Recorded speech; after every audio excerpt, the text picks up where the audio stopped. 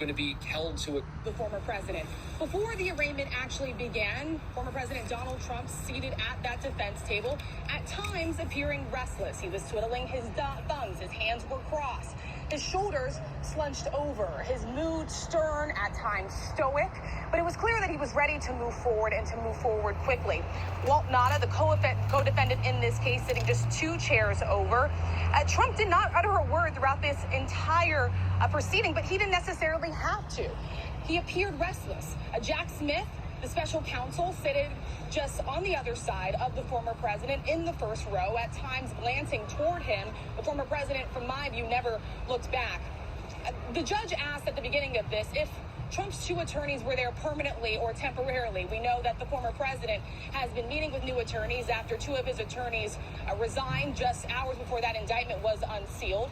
Jack Smith glancing back at Trump at times, and his lawyer, especially when his lawyer said most certainly Trump pleads not guilty. Of course, the tension, as I'm sure many of our reporters have told you, came in the courtroom around who exactly Trump should have contact with.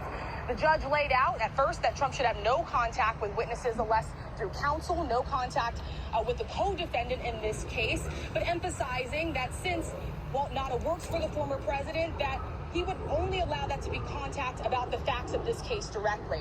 Now, Trump's lawyers did make a very forceful argument inside, saying that that would be impossible because many of the witnesses or victims in this case could potentially be a lot of people that work for the former president. As we know, a lot of these classified documents were found at his Mar-a-Lago resort, in the bathroom, in the ballroom, in storage rooms. It was clear at one point that the former president was eager for this to end. When the bond was brought over for former President Donald Trump to sign it, he pulled a pen out of his jacket, signed it very quickly, his lawyers pouring through it.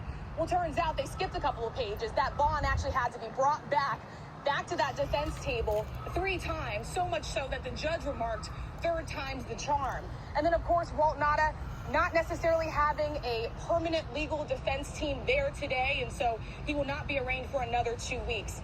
You know, David, sitting inside of that courtroom for such a historic arraignment today, I will tell you I was just struck by the number of Secret Service in the room, so much so that the first 2 rows behind the former president were completely empty. I was struck by the president's mood.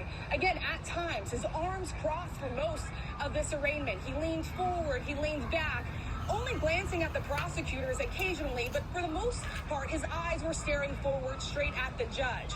And when his arms weren't crossed, he was hunched over the table. Shoulders were slumped.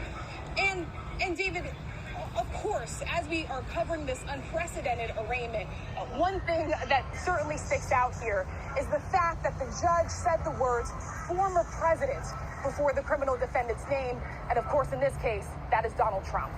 Rachel Scott, just emerging from that courtroom. We're watching the motorcade now leave federal court in South Florida.